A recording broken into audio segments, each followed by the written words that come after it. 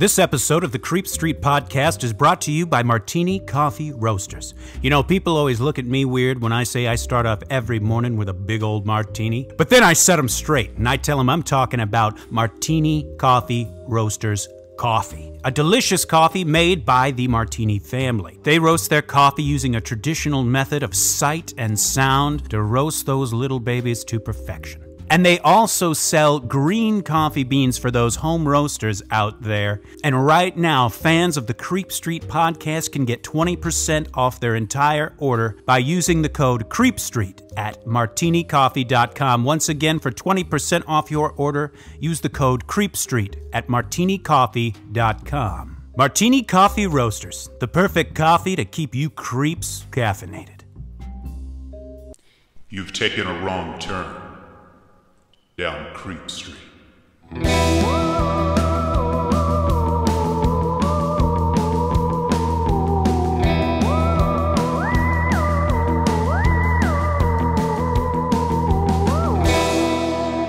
Citizens of the Milky Way, my name is Dylan Hackworth. I'm Maureen Bogey. And you have arrived at the Creep Street Podcast. Yes, indeed. It's happening. Well, we have found ourselves embarking on a whole new bizarre adventure. Absolutely, yes. A little bit of house creeping up top. Okay. Of course, you can follow us on Facebook and Instagram at Creep Street Podcast, Twitter /X at Creep Street Pod. We are also on TikTok and Pinterest. And of course, if our regular schedule just is not quenching your Creep Street thirst, head on over to patreon.com for all sorts of goodies. And also, we have merch available to everyone. Just head on over to creepstreetpodcast.com. There's all sorts of things. Hoodies, sweaters, mugs, buttons, patches. I mean, you name it, it's pretty much all there. And say you want to, say you're maybe not able to subscribe to the Patreon, but you want to give us a little love, you're also able to make a one-time donation there, too. Yes. So, Creep Street's everywhere. We got some good stuff going on. We're on the internet, no matter what anybody says, and nobody can take that away from us as of now. Absolutely. It's great. And you know what, folks? I actually have a very special one-time shout-out to a new Patreon member. Oh, yeah. Hello. Welcome. We are so excited for them to be joining us. Folks, say hello to the wretched Whitney Bayless. Oh, hell yeah. Whitney alert. Hello. Whitney Houston. We love her, but there's an even topper tier queen, and it's the wretched. It's the wretched Whitney Bayless, We folks. love her. We love her. Thank you for joining us. So happy to have you here, Whitney. Enjoy all of those Patreon goodies. Oh, yeah, because, just in case people haven't necessarily thought of this, when you join Patreon, not only are you signing up for future bonus episodes, you get access to like a whole friggin' past library of episodes. You've got literally about 4 years of Patreon content right at the tippity tips of your fingers. I mean, I personally would consider it a great deal. It's a feast. It is an audible feast and some visual feasts. There's pictures and video. Yeah, absolutely. Now, folks, you might have noticed I kind of buzzed right through the introduction of the show. It's because once again, we are hitting you with a two-parter. And here's the thing. I was not expecting this. I was expecting this to be really a one-parter, probably, like just a solid 40-minute episode is what I, was anticipating. And lo and behold, I'm looking at my notes right now, and I have 37 pages of notes. But don't worry, it's not going to be that long, because I would say about, 50 to 65% of my notes is me actually just ranting, journaling style, about how much I hate these people. Oh, we are about to talk about some disgusting, disgusting people. Something else we didn't know is that we would be recording this episode in bed. Yeah, we're both laying down. We're kind of doing a little bit of a shoebox situation, head to toe. Some could consider it the Charlie and the Chocolate Factory grandparents, except we are just one set, meaning the other, set probably, passed. But at least that means we get more of the bed, and Banshee is here too. Absolutely. All three of us cuddled up in bed, recording a very strange podcast. Yeah, this episode, I am excited to be sharing this story. It is very interesting, and I think it's a story that needs to be told. What are we talking about? Today, we are talking about the strange case of Natalia Grace.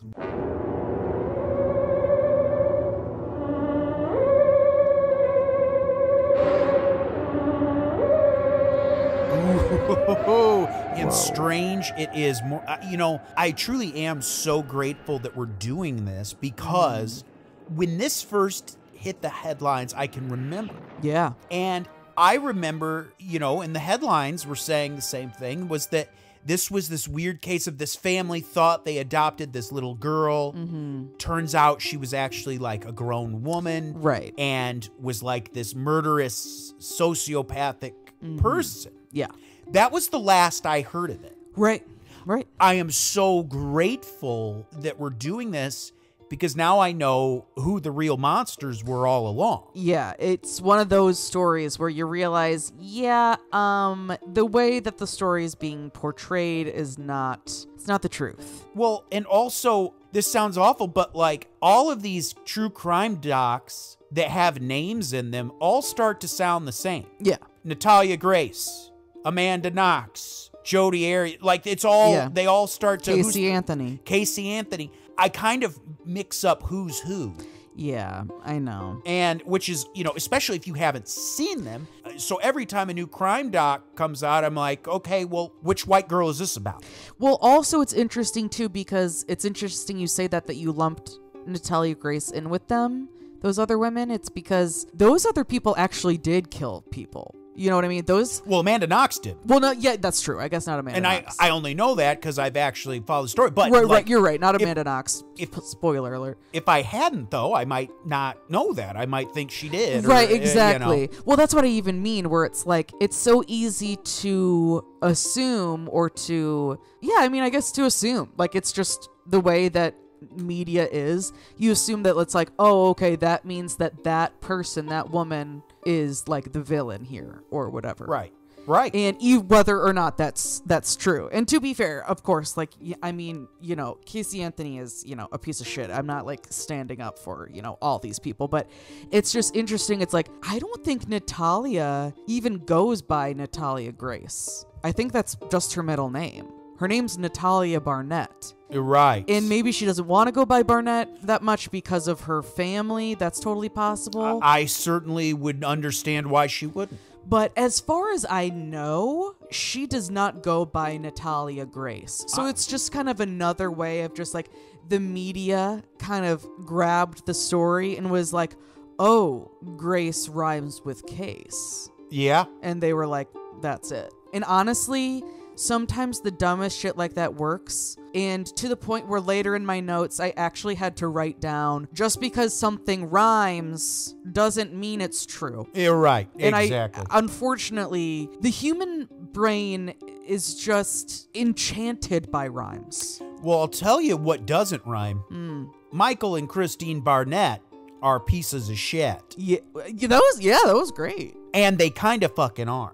Oh, absolutely. In this documentary that came out, this docu-series on ID, Investigation Discovery, they make it seem like it's this mystery. Like, it's like, oh, maybe Natalia really is so awful. Like, oh, wow, these people say she did this and this. Like, I don't know. We're gonna have to see. I'm not sure.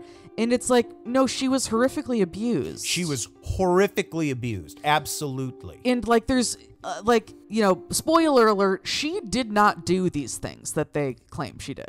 Right. But yeah, just wanted to check in on that really quick. The idea of ethical true crime, which is something that we try to be cognizant of, and hopefully we are ethical. We try to be. I hope we achieve it. Oh, yeah. Where when you're covering true crime cases, I don't think it's bad. Like, obviously, I mean, we're doing it, and we do it all the time. But, like, there's nothing wrong with being interested in true crime. A lot of people say that it has really gained popularity and, like, popped off, within the past 5-10 years or whatever, and that's not true. It's not true. It's just the internet is around, so certain people that wouldn't have been into true crime are hearing about it for the first time. Yeah. You ever seen Chicago, the musical? That's all about true crime. That's right. in the 20s. The old, when Jack the Ripper was on his crusade, people ate those stories up in the newspapers. Yeah. H.H. Holmes. Billy the Kid doing all the Western, fucking robberies. When those people were alive and in the middle of their reign of crime, people flocked to the newspapers. And yeah. And I mean, it's been happening even longer than that. I mean, everyone wanted to watch Anne Boleyn's head get chopped off. Everyone. That's the whole... People would love to go watch beheadings. That's true fucking crime. Yeah, it's not new. So basically I'm saying it's natural. I don't think there's anything wrong with it, especially for some people who find comfort in it, feeling like it helps prepare them or make them feel like they are more, just mentally prepared for what could happen so that they can, take whatever kind of measures they want. And that's great too. But at the same time, I really hate and don't think it's acceptable, the glorification of it. And if you're one of these people, I'm not trying to hate on you. I'm just trying to, make you reconsider possibly. I've seen stickers or shirts or whatever that's, saying Ted Bundy's my favorite or whatever. We want to be more so getting the stories of the victims rather than, glorifying or creating celebrities basically out of these horrific excuses for human beings. So just wanted to touch on that just because this was another case that I've seen very sensationalized and of course still drama going around. To a degree, of course. I mean, what is history if not just documented drama? Yeah. And gossip. It's fine. But let's be empathetic and let's, remember that this is tragic. This is not... I think we all are on the same page, but, worth checking into. Okay, really quick, talking about my sources. Okay, it's the, you gotta watch the one, even though I was just kind of ragging on it. There is a lot of information in it, though, is that Investigation Discovery docu-series on it. I think it's called The Curious Case of Natalia Grace. That's right. And then season 2 is Natalia Speaks or something, right? Yeah. Also, we have an article from CNN titled Natalia Grace, Who She Is and Why She Confronted Her Adoptive Father by Lisa Respers France. And we also have the wonderful YouTube true crime queen, Stephanie Harlow. Yes. And just a side note, none of this went into Momo's research, but there's a cool channel. I think his name is Observe, and he's on YouTube. Oh, yes. And he's a body language expert. This was interesting to watch too, for sure. And he will, I've watched a few of his things, when we were watching, when the Colleen Ballinger thing was happening, the Johnny Silvestri thing, I watched some of his, but he's a body language expert, and he will analyze, these documentaries and watch people's body language and kind of see if he can decipher what's very cool stuff. I would check him out. He's called Observe, I believe. Yeah. Agreed. Very, very interesting stuff there. Okay, so as I'm telling the rest of this story today, and probably in part 2 as well, it's going to be kind of in order of the docuseries a little bit, just because even though, I don't like the way they, portrayed Natalia and a lot of this whole situation, I do kind of like the timeline and stuff. And so I'm going to be kind of talking a little bit, mainly just about Natalia's father, Michael, how he is during the docuseries, and then I'll also just be giving the straight info as well. Right. If I know, Christine, the mother, she never actually gets directly interviewed, as far as we know, right? We haven't finished it yet. At least. Not yet. Because the second part, Maureen is saving for part 2, and while she's also reading these other articles and stuff, but whoa, Michael Barnett. Whoa, do we get a big old dose of Michael Barnett. Okay, so let's get started.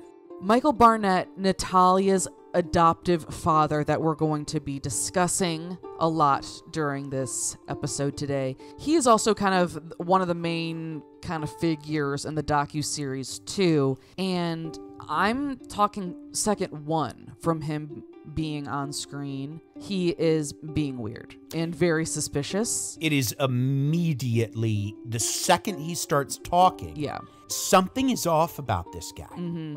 Immediately, you know he's performing. It's not genuine. You can tell that he's putting on a performance that he's rehearsed, but also he's moving around a lot, like he's very nervous, and his eyes are so wide open that he looks super anxious and super like fearful, but at the same time very intense and kind of boundaryless, and just bad vibes all around. Bad vibes, absolutely.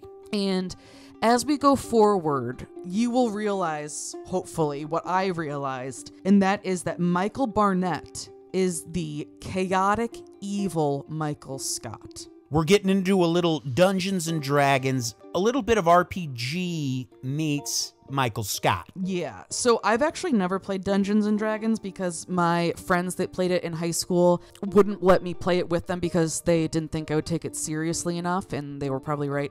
They were also probably nervous to be around girls. Well, just kidding. We love D&D players. And we love improv, and just theater in high school. We just love this stuff. And then, and since then, Dylan and I have tried, and it is too hard, and we need a dungeon master. I know. Hey, that's also, side note, if there's any great D&D dungeon masters out there, we kind of want to set one up with like our listeners, maybe do it over Discord or do it over Twitch. Yeah. Do like a live stream where we play some D&D with everybody and you can come and go as you please. But anyway. Yes, we digress. So what I'm saying is, I don't really know the lore behind the placing people in, chaotic good or, whatever, or, chaotic neutral or what have you. But I understand, the vibes behind it as well, to bring up vibes again. And he's definitely chaotic, evil Michael Scott. And both of these people, him and his now ex-wife, sorry to spoil that for you, Christine, and then also a lot of other medical professionals here, they are so fucking stupid, and it's beyond fucking stupid. It gets to evil, like actually evil, not just like, a really bad person. Like this is proof that there is a devil. That evil exists. I see it. Like, yes. You know what I mean? It's like one of those people where I feel like, and I don't know, maybe I'm the only person that, or maybe not, this isn't common or whatever, but like if I'm eating while watching TV or whatever and they come up on screen, I can't continue to eat. Like I just feel like they're so evil. It's like I can't consume something in front of them. Like that's how bad it feels to me. Right. And not that their appearance is No, grotesque. it's not that they're no. It's just their aura kind of makes them grotesque in a way. Right. And I don't know if others, feel us on that, but I think so. Dylan and I are both very empathetic people, and I think we really want the best for people and really want people to be happy. But I think, and I think Dylan probably agrees with me here, is that I have quite literally no sympathy at all for these people, and I gotta say it, I actively wish them harm. Yeah. Oh, please. Yeah. So Christine and Michael Barnett, they lived in Westfield, Indiana. Apparently it's a nice suburb of Indianapolis. And they had 3 children. Oh my God, living the dream. I don't know if I said 15 years married or not, but we'll say it again here. Well, Michael makes a point of pointing out how nice their life was. Yeah, he's very weird about it. And he keeps going on and on how about about how great it was and being like, that was the best part of our marriage. And it's like, you're being weird. And not just that, like being weird about that, he's also like, a Lamborghini in the driveway? $100,000 in the bank account, a Lamborghini in the driveway. It's like, okay. This is okay. So we're going to reveal a lot of their bullshit in this episode. But next episode, we're going to get even deeper into revealing the horse shit. So, Oh yeah. So yeah, because I tried to look into more of this Lamborghini fucking situation because I was like, did you really have a Lamborghini? Like, that's kind of weird. Well, it's just like a suburb of Indiana. And also, they didn't seem that That's what I mean. That's like it Rich. seemed like a nice suburb. We're not putting it down. It's like, but they did not live in a home that was that you would think. equivalent to a Lamborghini. Yeah, I mean, maybe a nice BMW, Of course. a Lexus. Come on. But certainly, a Lamborghini just did not seem to match the house. And like we said, nice house. Yeah, it's right. We're not being, Like these a- like pretentious, petty little whores. Like an upper middle class, We're loving it. Well, it's, even he called it a McMansion. right, which is like upper middle class or like I don't yeah. know. I was never raised that way.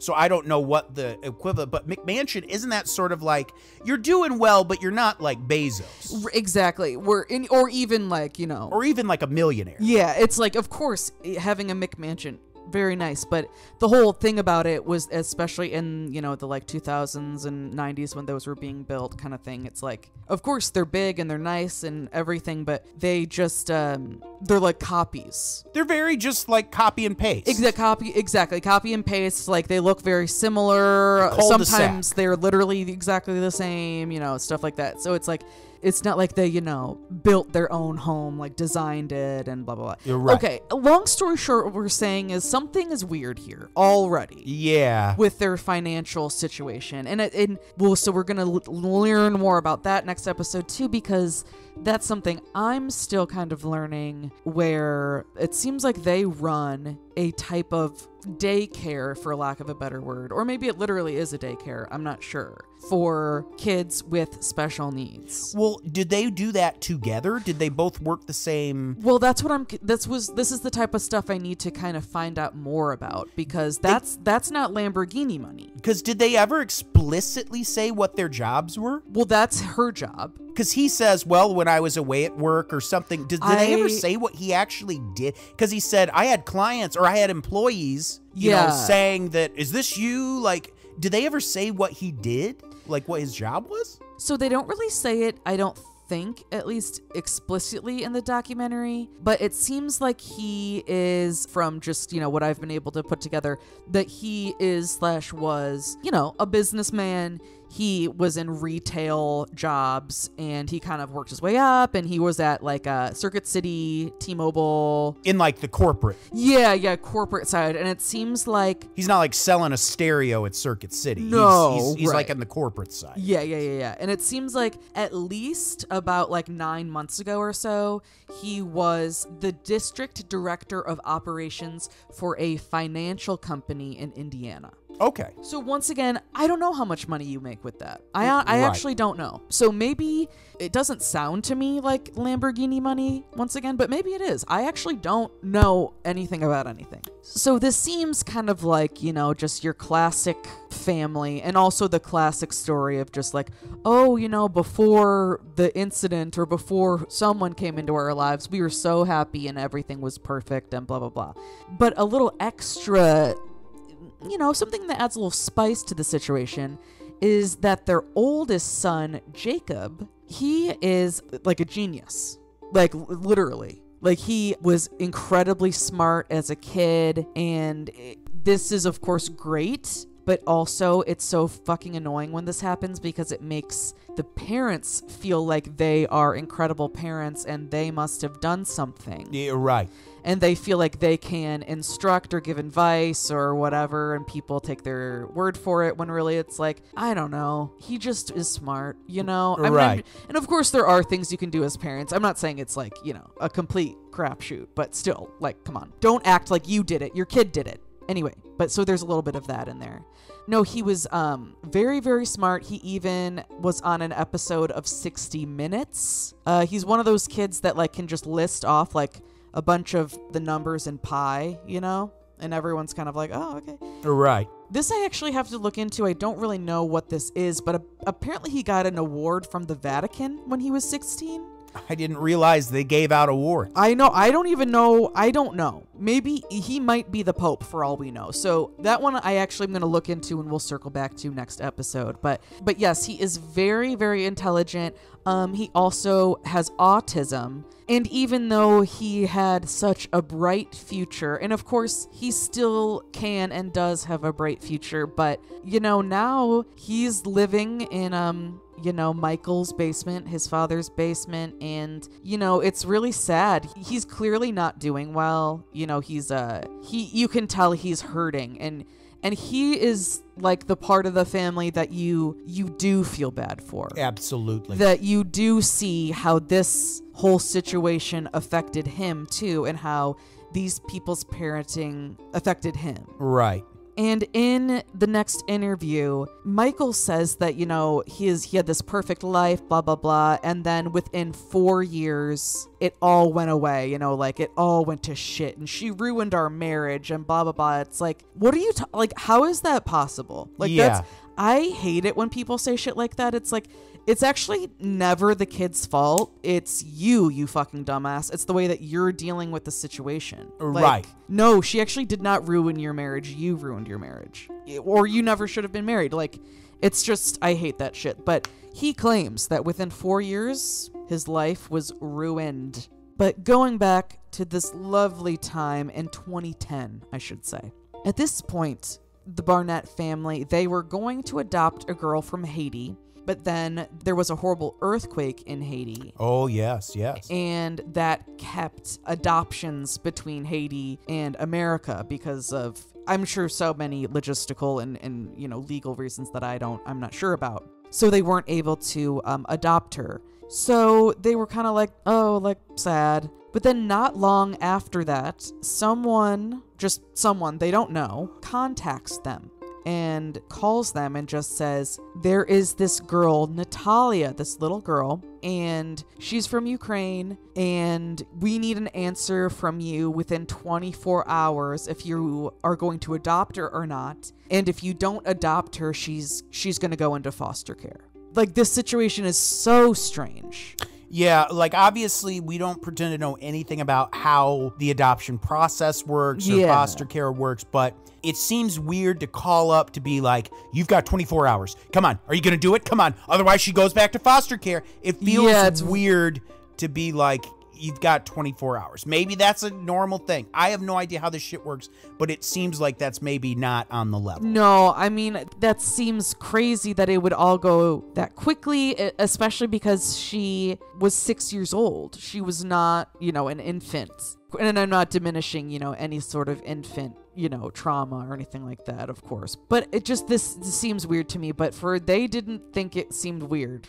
To me, it sounds like human trafficking, honestly. Truly, it does. It kind of has a weird, icky vibe. It just has an icky vibe. Yeah, it's very strange. But so Natalia, they were, you know, learning more about her, and they learned that she has a rare form of dwarfism, and it's known as spondyloepiphyseal dysplasia congenita. I'm sure I said that wrong, and I do apologize. Of course. As we always say on Creep Street, if we don't know how to pronounce something, it's not out of disrespect. We just, some things are just hard to say, and even when you like hear it said right, it's just hard. It can still be hard to then try to repeat it. So we apologize, but well, to be fair, I think it's fucking Latin. So well, it's also, no one here speaks Latin. I think we all can, as a community, say that one was a little too hard. Well, it's also, at least according to the documentary, exceedingly rare. Yeah, apparently, I think they said like around 3,000 people have it in the world right now, like or something like that. Like, it is quite rare, yes. Right. And this is just a very sad and tragic truth about adoption, and, you know, other people that know way more about it, I'm sure, can get into the reasons for this and the solutions to this too, but younger children are more likely to be adopted. And that's just for children without any kind of disability. And so, you know, horribly, kids with disabilities, it's even harder for them to get adopted. And that also makes me feel very uncomfortable, and I don't like that. That needs to be fixed. But because the Barnetts, you know, were able to raise such an amazing son with autism, they were like, yeah, we can do that. We can raise this child. So the Barnetts, they all go down to Florida. That's another part of it I don't quite understand, that it had to happen in Florida. So they all go. Everyone is so excited, especially the siblings. They are just so excited to have a new little sister. And they go to the adoption agency, and Michael admits that right away they thought it was weird. It was like kind of run down and dingy, and they were just waiting in this one room, and they said it did not feel official. Yeah, that's weird. Yeah, which is like, this more than anything needs to be official. Like, I don't know how you could go through that without being certain about every single thing that's going on, but, you know, couldn't be me. And it was a closed adoption, which, you know, is, I think, very extreme. It's brutal, but basically they get almost no information about her previous family. You don't really know much, and you cannot contact them, basically. So they don't really know anything, but they do hear them come in and like go into another room. Michael said they were peeping through the keyhole, but he definitely has a flair for the dramatic. Oh boy, does he ever. Yeah, and we don't like live in an old Victorian home with huge keyholes, so like I don't think they were actually looking through the keyholes, but I do think they were, you know, excited and, you know, they knew what was going on. When you're watching this documentary, you quickly become aware that for Michael, this is the Michael Barnett show. This is what I'm saying. It's chaotic, evil Michael Scott. And if you could win an Emmy for best performance in a true crime documentary, he was going for it. Yeah, but unfortunately, he will lose. It's not a very believable performance. I do appreciate the commitment, the vulnerability, the ability to make yourself seem like such a complete asshat motherfucker. That's the thing, is obviously we've watched documentaries before and been like, wow, this person's an asshole. Mm-hmm. Wow, this person. It's hard to define Michael Barnett. It's really beyond. It's beyond. It is simultaneously so cringe. Ugh. So like my toes curl up. I wince in cringe pain, yet you can't look away. Almost where, even though obviously we are talking about something, this was a child who was abused, and he was implicit in this. It almost comes off like documentary now. Honestly, it does. I thought the same thing. And truly. Not the Natalia, not her. No. Him. Just him. Yeah. He comes off like a Fred Armisen or a Bill Hader character. Yeah. In a documentary now episode. Yeah, I mean, John Mulaney wrote this character, like, for sure. It is the most cringe-inducing, to where at times it induces laughter, not because we're laughing at the situation, at how outrageous and appalling and so, let's say it, fucking fake this fucker is. Yeah. And it's not just his, you know, mannerisms and his behavior in the docuseries, which of course that is, yes, but also it's just the actual content of what he says too, where it's like, I think I am a pretty gullible person. Like, I think that I can discern things pretty well, but also like I do tend to take people at their word maybe too much. This guy, right away, minute one, I was like, you're lying, and I can tell what you're lying about. Yeah. And there's so many things that he says where I was just watching it, and I just was just every time in my notes I was just typing no shot. It's borderline camp.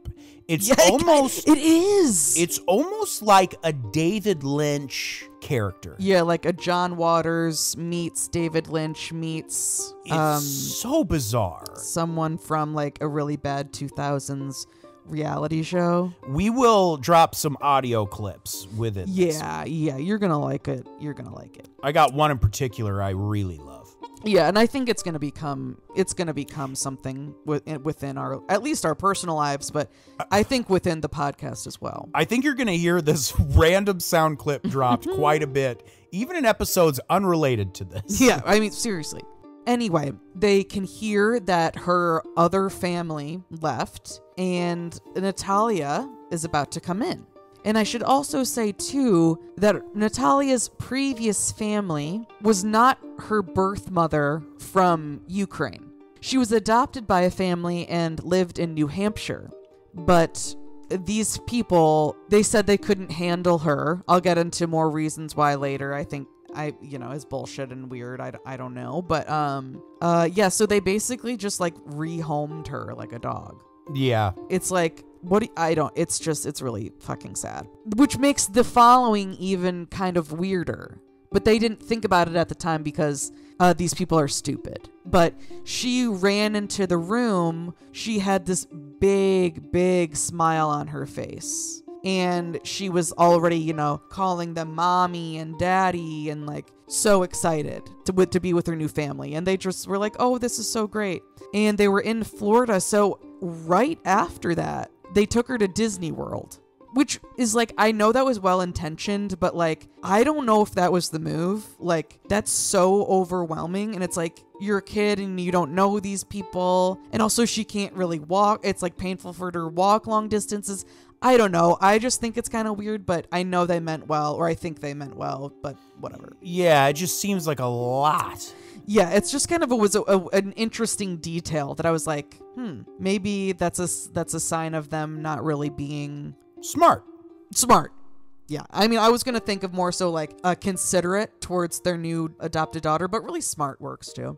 So after their fun day at Disney World, they're back at the hotel, and Kristen goes into the bathroom to give Natalia a bath. And apparently, not long after that, she screams this very scary scream where it was bad. So Michael came running, and then all of a sudden he comes in there, and then Christine, she starts whispering, and she's like, look, she has pubic hair.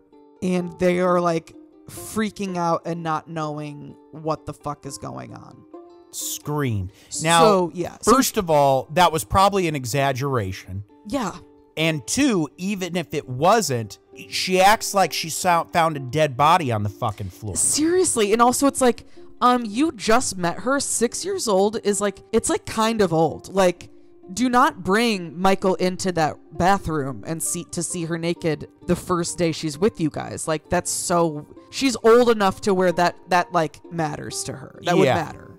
Yeah. And at least in my experience with kids, it has been. So yeah, I find that very weird. And also it's weird that she like screamed, but then when he came in the room, then she was quiet. It's like, obviously Natalia's going to be like, what's happening? Like, you screamed and now you're whispering. So like, this isn't a secret. You know what I mean? And I understand that must have been weird. Like, that was a huge surprise because that's not, that doesn't usually happen to kids that age, of course. But it is not unheard of. It's not like that has never happened. One thing that I thought was kind of assumed, and maybe I'm wrong, I don't know, I could be completely wrong, but adoptions from other countries, sometimes the birth year can be wrong because, like I was saying before, sadly, like, kids who are younger have a much higher chance of being adopted. So yeah, so it's like, it's never, I don't think, a huge thing, but a kid could be 2 years older than you think. It's possible that she could have been 8. They should have, maybe considered. And then also like been like, oh, this is still strange. Let me do some Googling. Because this wasn't like in the 70s. This was not that long ago. And if you do a little Googling, you can see, oh, there's probably something wrong with her hormones. Yeah, right. It took me 15 seconds, to realize that there is something called premature pubarch. And it's the development of pubic hair before the age of 8 in girls or 9 in boys. And it's it's a whole fucking bullshit. I'm not going to read because, as we, already learned, medical words are hard. But essentially, it's like your adrenals are all fucked, and it's your hormones, and it's something that can be treated, and it's like it's not new. Yeah, right. That should have been like, if I adopted her, that would have been one of the first things I did would be to take her to a pediatrician. Oh, yeah. In fact, I'm surprised it's not required by law. Right. Because especially it's this like weird closed adoption where they barely know anything about her. Right. So Christine and Michael, they think it's weird, but because they're, idiots, they just decide to kind of ignore it and just, continue on. And they brought her home, and just the extended family and the whole neighborhood, they were just all so excited to meet Natalia, and they just were so excited to have her there. And Natalia also felt very loved, and she seemed very happy, and it really seemed like this wonderful blessing for everyone, and it seemed really nice. But unfortunately, Christine kind of changed her tune pretty quickly. And Michael says that he just kind of went along with it, like he was just following orders. Or have we heard that before? Oh, yeah. The Nuremberg trials. We'll probably do an episode about some shit like that. Oh, but yeah. Anywho, she's very much feeling like Natalia isn't who she says she is, or that she doesn't really know who Natalia is. To which my rebuttal would be a fucking course. You just met her. She's someone else. You don't know anything about her. So why are you so upset when something doesn't meet with your like weird expectations? Like I don't understand that. But anyway, apparently, at least Christine claims that she found remnants of period blood in some of Natalia's things, like, like a wadded up like piece of cloth or like whatever. And once again, she and Michael are both like, oh my God, what the fuck does this mean? This is so crazy. Like, oh my God, there's something wrong with, like, oh my God, she must be like an adult. Like, oh my God, blah, blah, blah.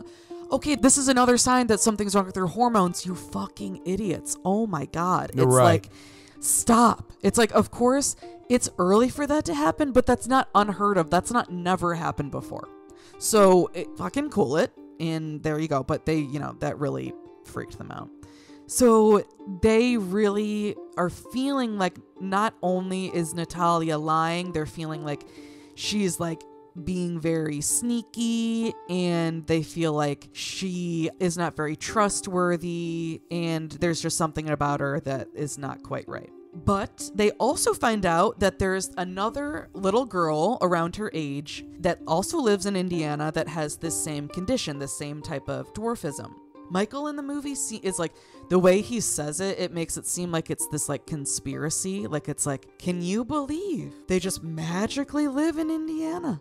And it's like, well, yeah, I actually can. I know it's rare, but it's like, it's not like 7 people have it, dude? It's like, yeah, you live in Indiana's a pretty big state. You live in the middle of like the fucking country. It's not crazy to assume that someone within driving distance from you would have, whatever. You're right. It's fucking dumb. But anyway, so they meet, and right away, something isn't right. Right away, Michael says that there's no other word he can use other than that Natalia looks gigantic next to this girl, this other little girl that has the same condition as her, and says that their cranial structures are totally different, and that Natalia has the forehead and cheekbones of an adult.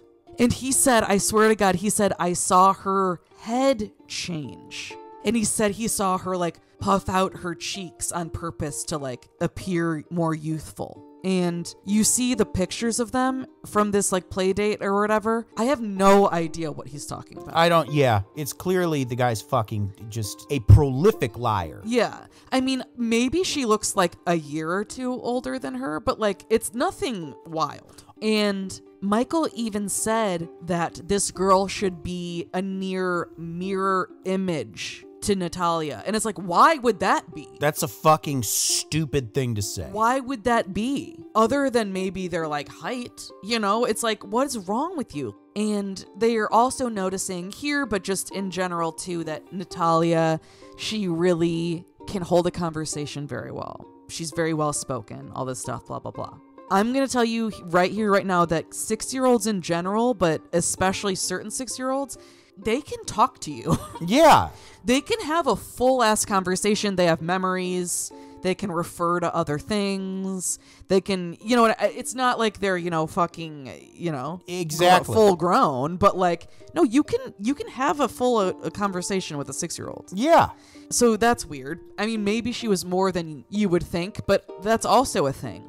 Also, I think that's probably pretty common for people like her that have gone through so many things that you mature young and that you grow up fast. They also started to get suspicious. This really made me mad. This really made me fucking mad. They started to get suspicious that Natalia wasn't able to talk about her life in the Ukraine.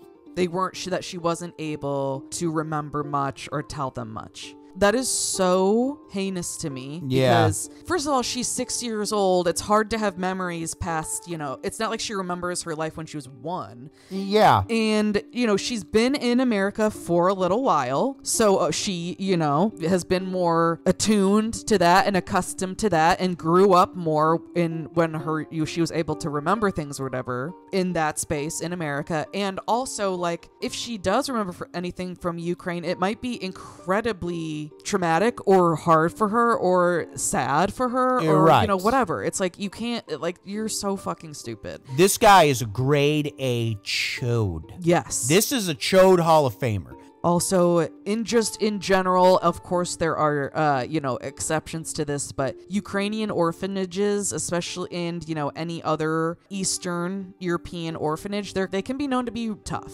And some people even call it a human rights crisis. Wow. Yeah, so maybe don't get upset with her about that and maybe ask her nicely or with a therapist, or just don't ask or let her talk to you about it. I don't know. That's just me.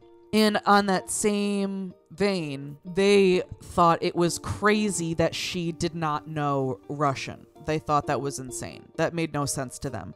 That they met a Russian woman and this woman started speaking to Natalia in Russian and Natalia could not understand or speak it back. And they interpreted that as being also very sus. And that was another piece of very strong evidence that Natalia was lying, when really what I just said earlier applies, where it's like she hasn't spoken it in years and Right. she's so young. And they claim that Natalia was different, that this moment changed her. And they said that she just started being a little fucking bitch after this. Her dark side came out after 4 months. Oh my God. Apparently she put tacks face up on the stairs. You may be thinking to yourself, is this Home Alone starring Macaulay Culkin? The answer is no. It is a girl named Natalia with a severe physical disability, and Michael says that she is getting tacks from somewhere. First of all, who just has tacks?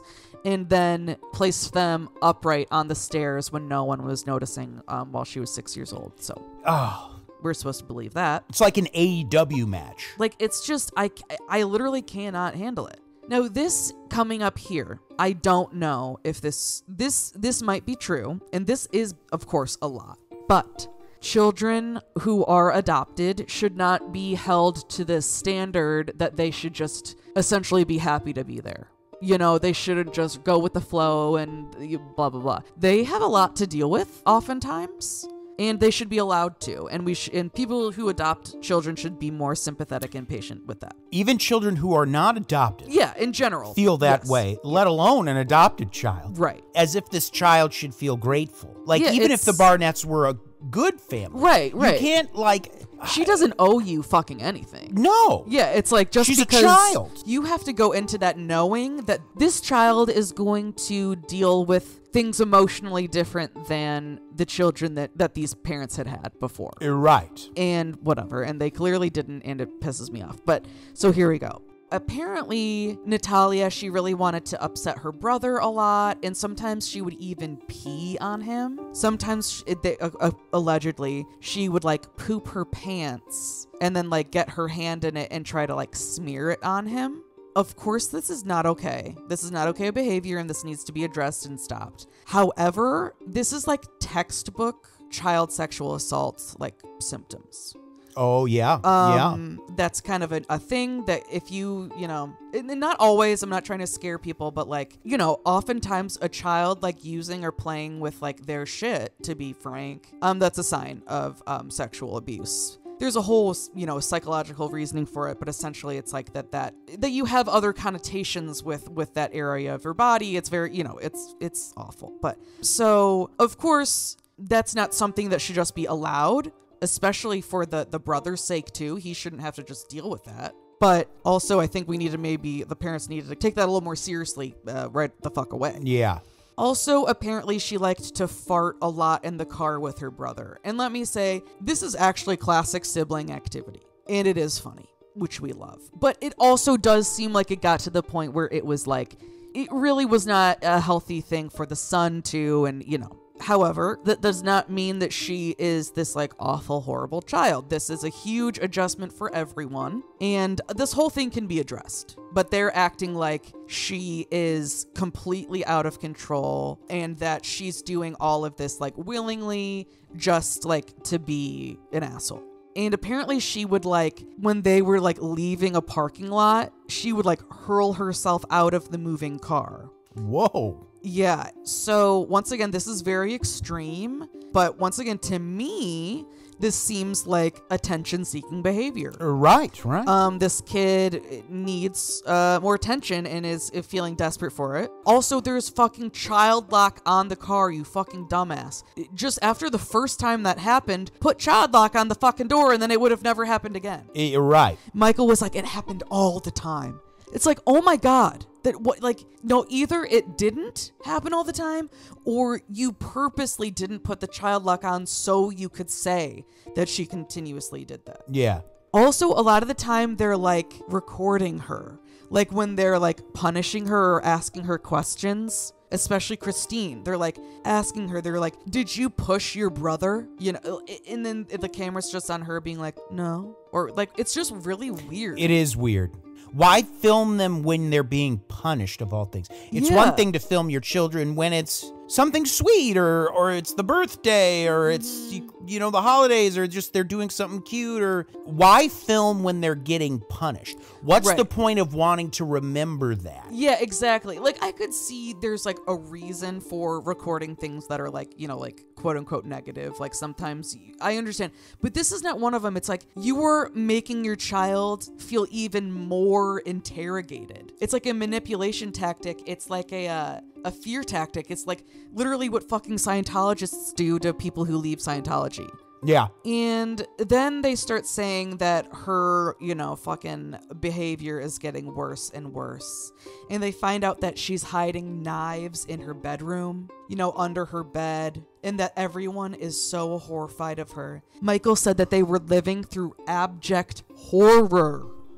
And she said, I'm going to kill you in your sleep. Yeah, no fucking shot, okay? How did this little person, I think she's like literally under 3 feet tall, how did she get these knives? Like, how was she able to even do that? And if she could do that, why do you have the knives somewhere within reach for your children, your young children? Right. And then on top of that, even if this was all true, another sign of her feeling incredibly unsafe in her past.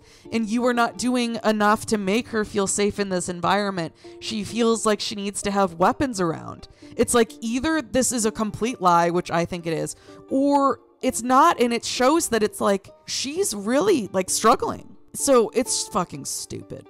So the family is dealing with this, and then after a couple months, the mom, Christine, she goes and tells a neighbor about what's going on. And, you know, the neighbor is all concerned about it and doesn't really know what to do. So her instinct is to just pull away and to keep, you know, her child from playing with Natalia, which is just so fucking stupid. It's just sad that people, you know, failed Natalia. Like, that was someone that if she had thought it fucking through, maybe could have realized. Well, actually, I should take it back. She actually does eventually call the police on her, so, or CPS or whatever you want to call it. So I take it back. She was okay, but in general, people need to cool it. So they finally start taking Natalia to see therapists. And Michael said that it was like the third or fourth doctor or therapist that finally started to see the quote unquote truth with Natalia. And since Michael is saying it was like the third or fourth doctor, it was probably like the 8th or 9th. They're basically just doctor shopping until they can convince someone to agree with what they want. Right. So they stumbled upon a psychiatrist that they were able to trick into thinking they knew what was going on with Natalia. In fact, the doctor even said that he, quote, knew Natalia's number. Either that is true and that's so sick that a doctor would refer to a child like that, saying that he knew Natalia's number, kind of implying like, oh, I know what ruse she's doing, or I can read through her and I know that she's lying and doing all this stuff. And I don't believe a doctor would talk that way. And even if a doctor did talk that way, it shows that that mental health professional is, fucked. Should not be a doctor. Yeah. So, according to Michael, he said they were expecting schizophrenia, which if you've literally Googled schizophrenia, you'd also realize that it's like 6-year-old girls are not diagnosed with schizophrenia very often. Just fuck off. So, whatever. But they were told she was a sociopath, like an actual diagnosed sociopath. No fucking shot. There's no way they would do it that fast. It's also very rare to be like an actual fucking sociopath. I mean, once again, it's possible, but... Right. It's a term that gets thrown around a lot. Yeah. But an actual diagnosed sociopath, it's a very rare and unique thing. Yeah. Oh, absolutely. So even though there were these issues with Natalia and the family, there were, of course, some times where things seemed good and normal. Natalia was happy, all that. But there was one time where she was helping her mom do the dishes, and Christine had to like go out and do something, like not like run out, but like go to another room and whatever, and then came back. And she came back and she took a sip of her coffee, or went to go take a sip of her coffee, and realized that Natalia poured in lemon pledge into the coffee to try to poison her to death. Honestly, if it didn't happen, we're getting to a point where I wish it did. Seriously. We're getting to a point where I wish someone would poison these fucking parents. I mean, why do you just leave lemon pledge out, you psycho? And not just leave it out, but also like when you have small children, it's supposed to like literally be like in a child-proof cabinet or like a locked cabinet. Yes. And also, how long were you that your, child was able to, like, with your child that has quite short arms, was able to reach over the counter, open up this, like, huge bottle of pledge, pour it into your coffee, close the bottle, and then put it back, and also expect you to not taste it? Yeah, right. Like, if she's smart enough to know that you could poison someone with that, you would think that she would also be able to put together that it, like, smells and tastes like it. It's not like it's fucking antifreeze in, like, a milkshake or something. It's just fucking stupid. Whatever. It's just, once again, it's just like, this didn't fucking actually happen, so fuck you. Apparently then, later, they take her to a stress center. And when they take her home, apparently the people at this stress center, the psychiatric doctor there, told them to put a latch on her door. So she couldn't freely roam the home. She had to be escorted from her room to the bathroom, to the kitchen, wherever. She could not be alone within the home. She had to be literally like escorted around. And once again, I don't believe that a medical doctor said that was like the thing to do. No, there's no scenario in which your child should be like locked in a room like they're Harry fucking Potter. Yeah. And I know there are exceptions where it's like, I know there are some children with autism who are, they're runners, where they will leave the house and run. Right, or not even autism, just other conditions where totally things might happen. Totally understand. Like, in that context, I understand, but in just a way where it's like, you're afraid of this child in your home, so you lock them in, like, that's just absolutely crazy. Okay, so then Michael's like, okay, we wanted to have a nice family day, and we were looking and we found a place where you could milk your own cow. And I'm like, motherfucker, you live in Indiana. That's not hard. Yeah. There's a lot of places you can milk a fucking cow. Anyway, that is neither here nor there. That made me so annoyed. I was like, how hard was it to find a place where you could milk your own cow? Fuck off. So they claim that Natalia's eyes lit up when she heard there was an electric fence around this place. It was like a farm / like nature walk kind of thing. And it's like the electric fences, they were like really far away, and it's just to make sure the cows don't leave. And they had to sign a waiver to be like, we are aware that there is an electric fence here. And Michael says in the documentary, she said, oh, I have to sign this? And she signs away. Like, can you believe it? She just went ahead and did that. She's 6 years old. She can't give consent, you stupid motherfucker. What a dumb fuck. It's just another sign of that never fucking happened. This place, this farm or whatever, they never asked Natalia to sign this. That never happened because they don't do that because there's no reason for it. Because as a child, you can't give your consent. Your parents have to do it. Oh my God. It's not hard. Like, it's so frustrating. It's like, at least do your fucking research and keep to your story if you're going to make up a lie like this.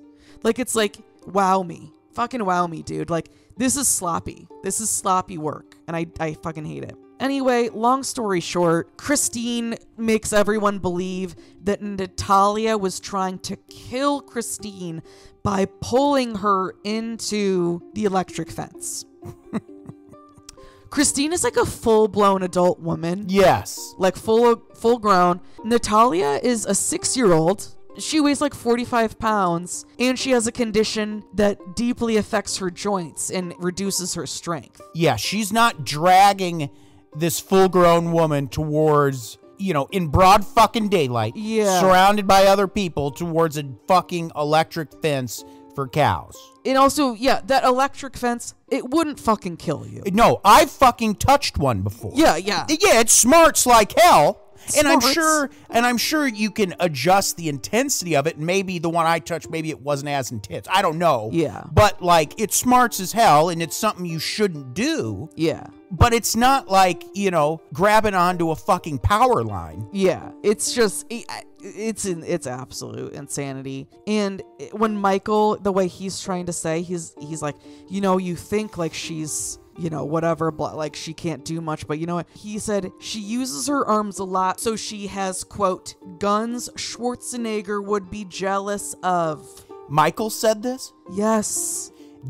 Okay, guys. This is about a baby. I wish there was a cringe compilation of just Michael. We might have to make it. It's almost, when you see how this guy acts and talks, like I said, it's like Documentary Now. Yeah. It's this guy is wild. A fucking clown. He is a fucking clown. Yeah.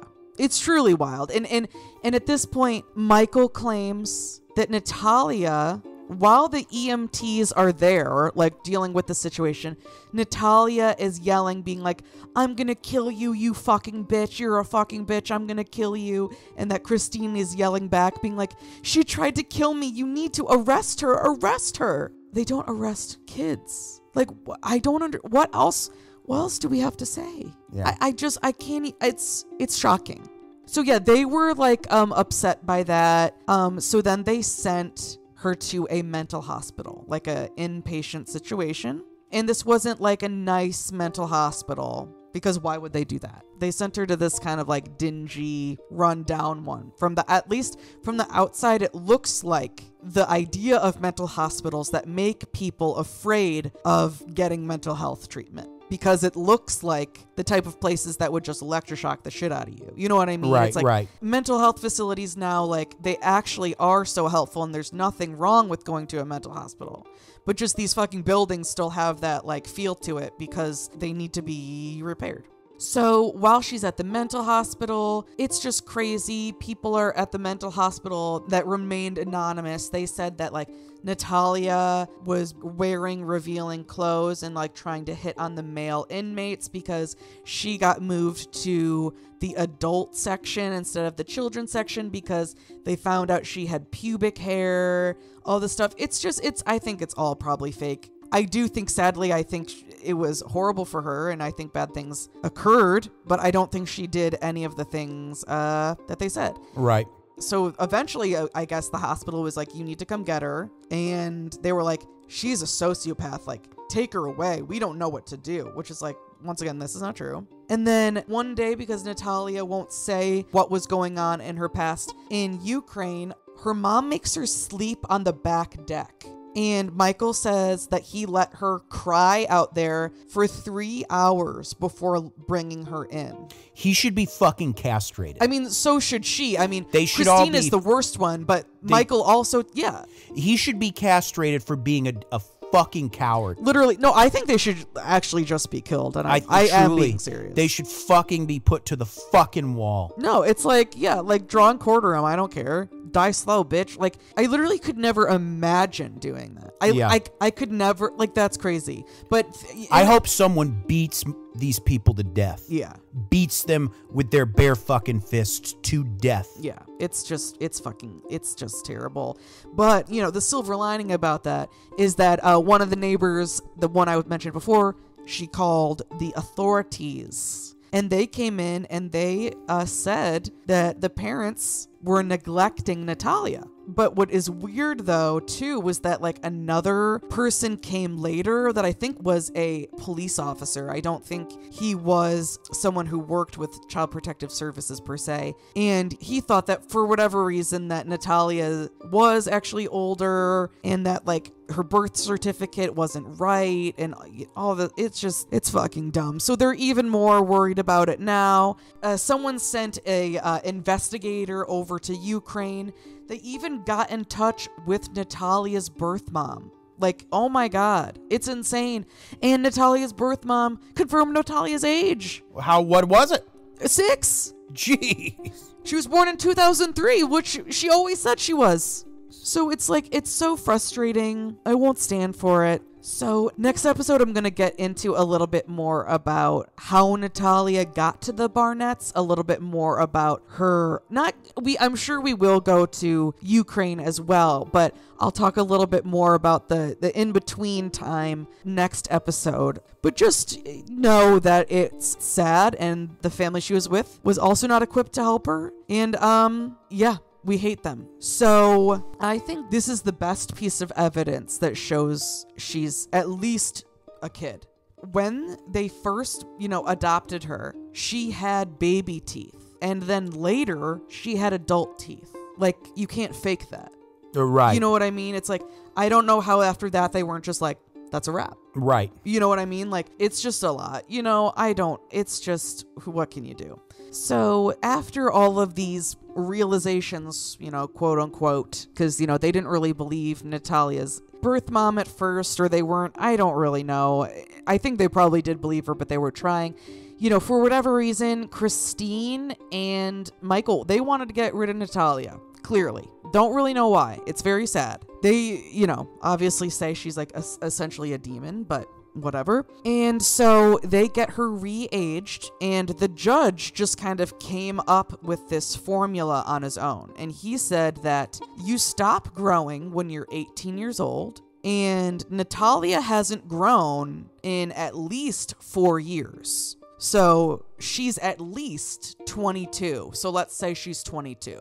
That is so insane to me. Yeah. And so classic, like, oh my God, these fucking people who are making medical, like, laws and decisions for the whole country, like, have no idea what's going on. Yeah. Like, I'm 5'7". Like, I'm not super tall. I may be, like, just barely leaning towards tall, but basically standard. And I stopped growing when I was, like, 14.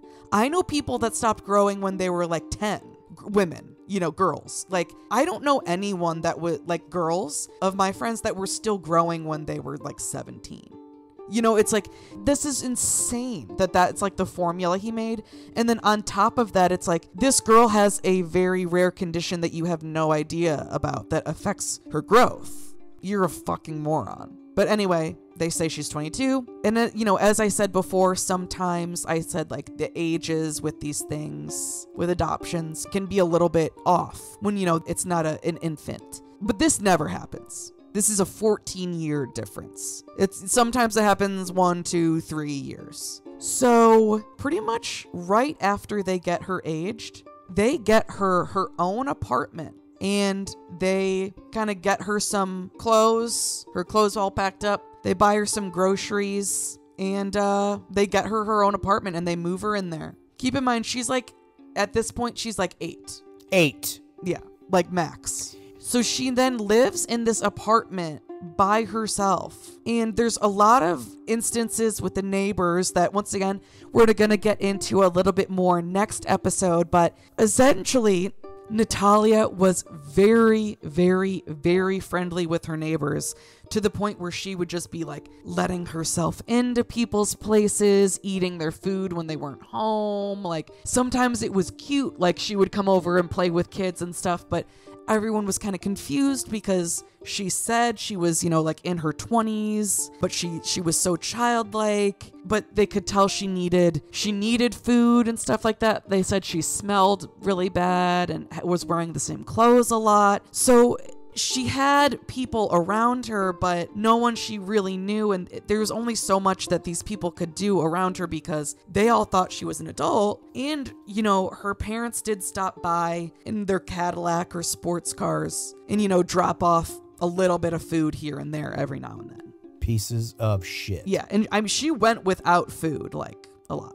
Then, to be honest, I don't completely understand how this works because she was aged as an adult, but at this point, like, someone made a call to the Department of Child Services, and maybe they got in touch with, like, adults that are dependents or things like that. I don't know the exact details, but essentially, Christine and Michael were admonished, at least, by the law for not providing enough for her. Because it actually seemed like they had only paid for her groceries once since she had been living there. But what's interesting too is when she's going around to all of these different places, talking to her neighbors and whatnot, she's saying some really strange things, saying things like, I have to live alone, I can't be with my family. Like, I'm gonna kill my family. I tried to kill my dad. I want to kill. Things like that, where they were like, this is very confusing because it's not really matching with you, but you're saying these things. So that kind of made it, strange again. And somehow Christine found out about that and made Natalia write a letter to her neighbors and go up to all of her neighbors and apologize for quote unquote lying and introduced her mom to the neighbors. Then she removed all of the contacts in Natalia's phone, including the woman named Heather Wilson, who was the government official who was working with her to help get her help so Natalia could get in touch with her. And it really just kept getting worse and worse and worse from there. So, like I said, though, it is a very kind of strange thing because Natalia is a child, but because of what it seems like to me, and others have said this too, of the CSA, that's child sexual assault, I'll call it CSA from now on, that her behaviors show that. For example, she was kind of being overtly sexual. Sometimes with other kids, not necessarily like sexual with the other kids, but kind of just like too touchy or leaning on them in a way that the kids felt uncomfortable about. But she really spoke sexually and about a lot of sexual things. Just with anyone, but especially with like older men and like over, like 60. So that's bad, obviously. And it seemed like there was this one house that she would go in there sometimes, and sometimes she would be there for like hours at a time. She talked in circles a lot. She told some people that she was a prostitute in Indianapolis, or she lived in a house of prostitution. It just very strange. And then there was this one day she's playing with this little boy rolling down a hill, and they get to the bottom, and I'm not sure exactly what happened, but it sounds like, at least seemed like, Natalia was gonna start unbuttoning this boy's pants. And, the dad ran over right away and got the son and yelled at Natalia and was, said, you never do that again, whatever. And so everyone was really like in the area was very upset and like weirded out by that, which, I understand. They think she's an adult. So like, right. I get it. But it's just sad that they don't understand that it's like she's actually an she's eight-year-old, been a very and she's abused, been horribly abused. Yeah, it's like she just needs help, and it's just so terrible. Obviously, that boy, he shouldn't have to have that happen to him either. That's not what we're just saying. Yeah. They don't understand. They think this is a 24-year-old woman. Right. Or whatever, you know. They can't see the nuance to seeing like, oh, of course she should not have done that, and my grandson or son should not have had to experience that. Right. But like, clearly this person is not in their right mind, basically. So because of all of the complaints of the people around, you know, her neighborhood or in the like building area, her lease was not offered to be renewed. And her family moved her to this other place in Lafayette, Indiana. And, you know, Christine called it white trash. She said it's a white trash town. I've never been, so I can't say. But according to Christine, that's what she says. And so she was like, oh, this is great. This is a white trash town. No one's going to notice what's going on with her. Like, no one's going to care. And this was good, especially because now the rest of the family was about to move to Ontario because Jacob was doing some smart ass fucking school shit. I don't even know whatever. And Lafayette is kind of the beginning of the end. Very sad. Natalia, you know, in a deposition, you know, 10 years later when she's much older, she said she didn't want to live in this Lafayette apartment and she didn't want to live with the Westfield apartment. She wanted to live with Christine and Michael, and she just didn't know what was going on, and she didn't know how to take care of herself or just even be by herself. It's just very sad because it seems like she was abused and assaulted there. It seems in this apartment. She said, quote, "What I saw, it really disturbed me a lot." And we'll get more into that next episode, of course, in a, you know, respectful way. But yeah, it seemed like that was obviously horrible. Not only just because she was alone in this area, she also lived in a second floor apartment. And there were no railings outside. I mean, she was really struggling. So a neighbor actually kind of popped in and kind of took her under her wing. And she is there to help her. And, you know, this is a great quote of hers. And I just think this is the energy that we're putting forth in this episode today, the thesis statement. And this is what she says, quote, "The truth is, if I saw the Barnetts, I probably wouldn't really say anything. I'd just start swinging." And we love that. Oh, for sure. And they would deserve it. Yeah.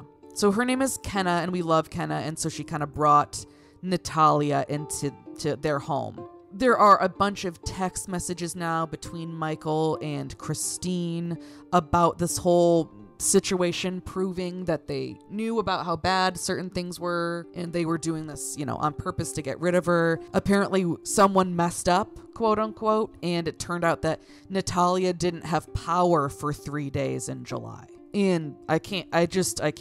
It's just absolutely insane.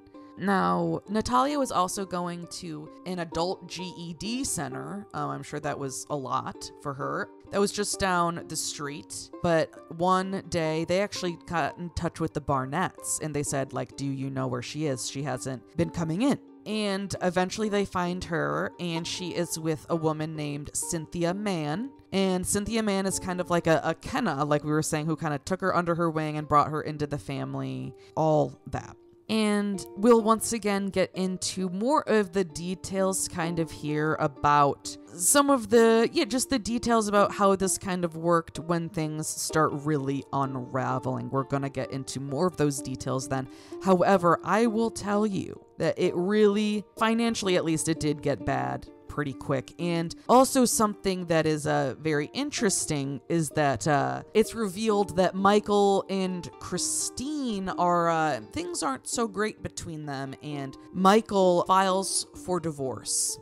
Okay. He says that he was sexually abused by Christine, and of course I would never try to tell someone their experience was not valid or anything like that. I just do think it's important to just kind of show here that he felt that she used his body against him basically by like withholding sex from him. So I don't really know. I just thought that was important to add. Yes, because obviously men can be sexually abused by women. That's not. My God. Obviously, that's not the point we're saying. I'm never gonna tell someone that that what they experienced was not, how they felt it was. But I hate this guy, so I kind of am. And I think that he's trying to get any kind of sympathy. And so, yes, he says that Christine would withhold sex from him and use sex as a tool to get him to do things he didn't want to do. Yeah. And this is where we get this juicy little clip. She's the attractive one. I'm the ugly one. So invariably, I get a wee bit addicted to pornography.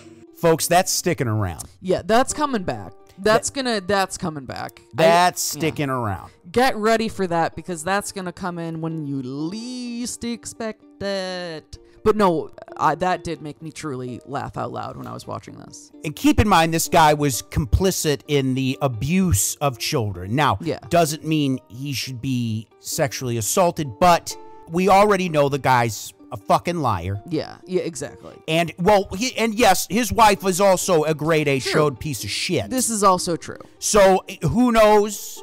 I don't want to judge whether someone was or wasn't sexually abused, but I will say, regardless of if he was also a chode piece of shit. Yeah.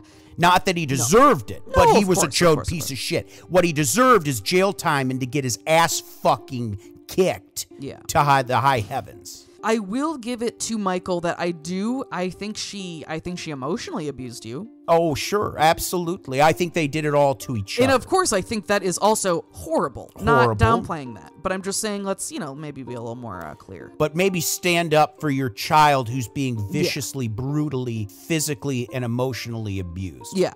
It's wild. And eventually, the police, thank God, are getting involved with the case.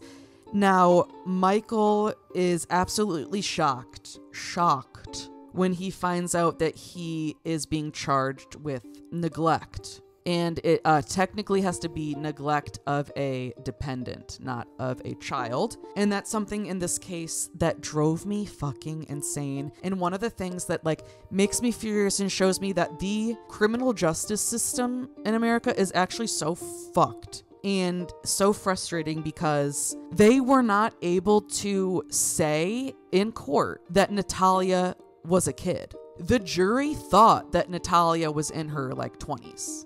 Yeah. So basically it's okay, so then this isn't even the same fucking case. Yeah. This isn't it then. So it's also wow, you're really actively working to keep a disabled child from getting help. Yeah. It's you're a demon.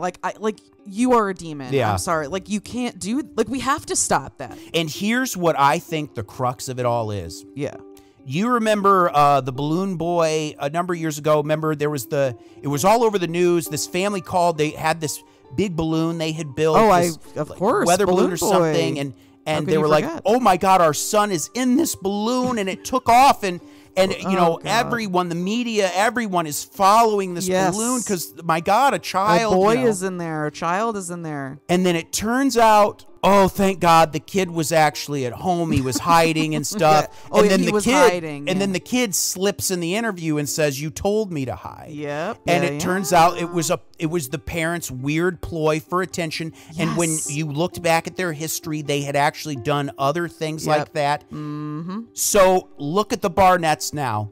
Before Natalia, they have this son who they claim is this super genius. Yeah. Now, I'm sure he was very smart, but they played it up like he was, fucking Einstein. Well, also, it's that doesn't have anything to do with you. You didn't do anything to make him that way. Your child was born with gifts. Yeah, it just happened. And so clearly, this was just another attempt at doing the same thing except the reverse. Instead of this brilliant child, it's this monster. Yeah. This family that is hungry for national. Yeah, they just want attention, and I bet they couldn't afford that fucking Lambo. I'm gonna go out and say there was no fucking way. Yeah. It was all appearances, fucking loser clowns. Well, Christine, one of the ways she made her money and stuff too, not only just this daycare center or whatever, which once again we'll get into next week. There's a lot of drama there, but she wrote a book about her son and raising this amazing son.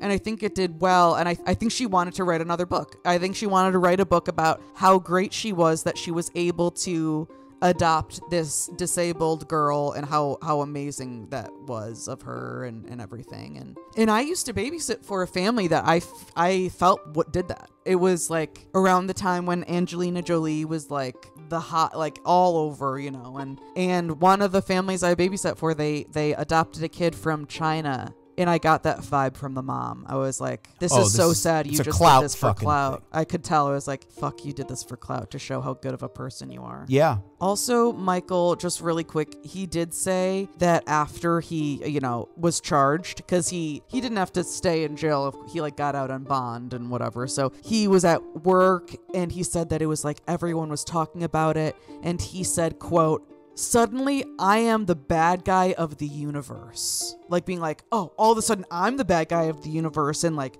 everyone's like talking about me and blah, blah, blah. It's like, well, yeah. Yeah. Yeah. I think next episode we're really going to get more into this, because we're going to hear more from Natalia herself. But there was a lot of problems there. Yeah, Natalia was, as far as I know, you know, thankfully, Natalia was not sexually abused by the Barnetts, as far as I know, and I hope that remains true. But she definitely was physically abused and emotionally and mentally. But yeah, she was not listening, or she was not telling Christine what she wanted to hear one day about what her past was and what was she doing in Ukraine. And so she made Jacob, the oldest son, the genius son, she made him pee on her bed.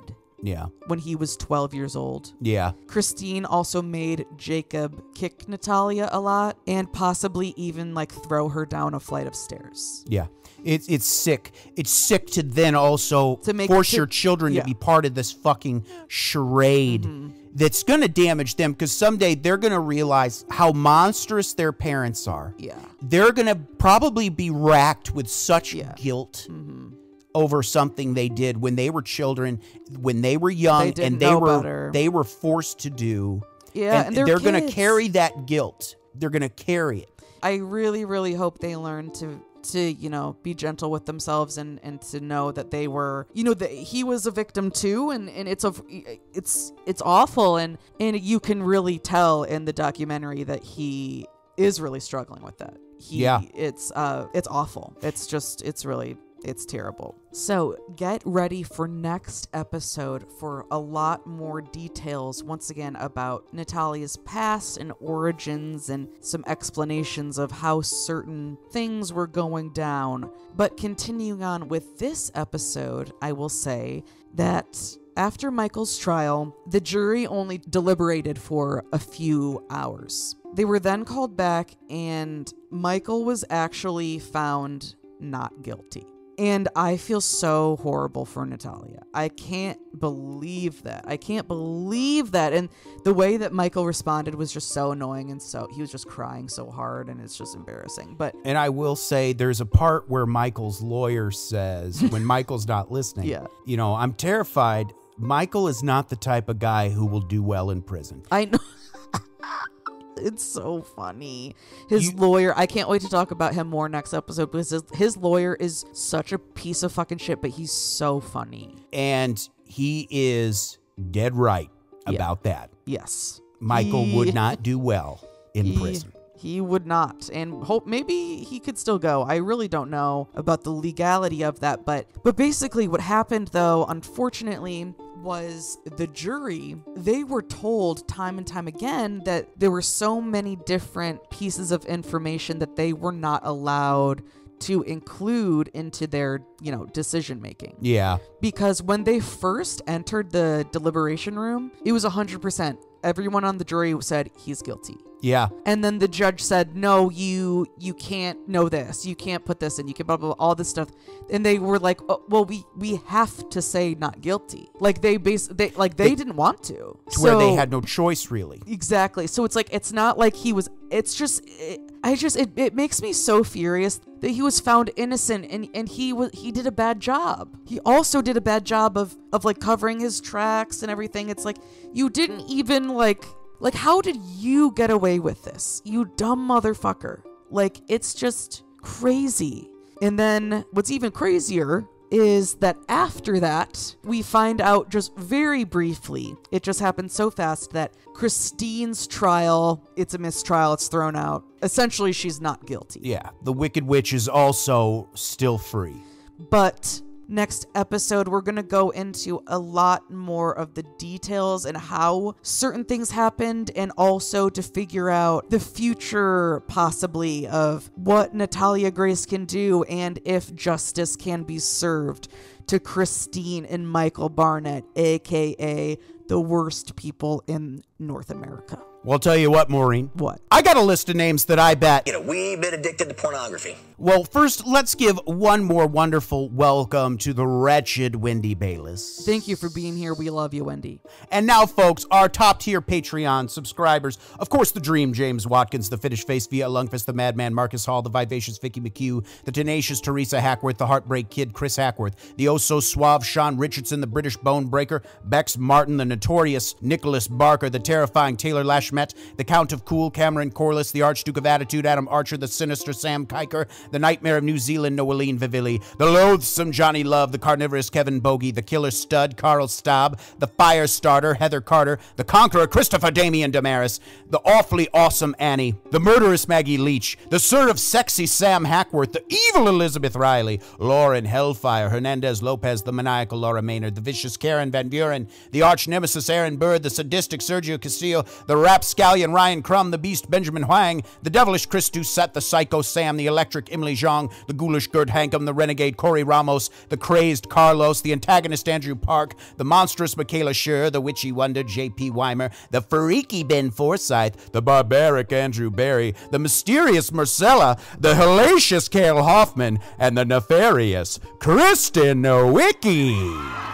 Whoa, hell yeah, very exciting. We love you guys. We just love you. Thank you so much for all that you do to just keep us going on. We so love you.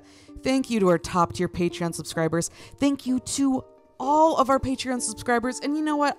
Just thank you to all of you. I'll say it. Thank you to all of you for being here, no matter your Patreon status. Thank you for being here. And then just, if you could, leave a like, a rate, a subscribe, maybe toss on a review, anything like this. We so appreciate it, and it really helps to spread the good word of Creep Street. So, thanks. Citizens of the Milky Way, my name is Dylan Hackworth. I'm Maureen Bogey. Good night and goodbye. Bye-bye.